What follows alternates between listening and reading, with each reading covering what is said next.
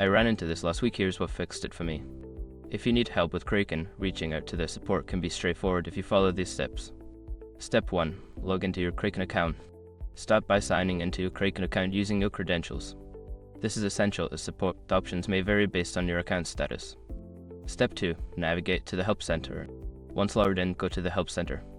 You can find this option in the main menu, usually at the bottom of the page. Step 3. Search for your issue. Use the search bar in the Help Center to look for articles related to your problem.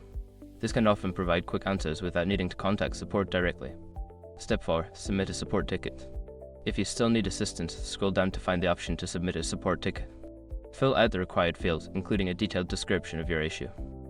Make sure to include your account email and any relevant transaction ID for faster resolution. Step 5. Check your email for updates. After submitting your ticket, keep an eye on your email for responses from Kraken support. They may ask for more information or provide a solution.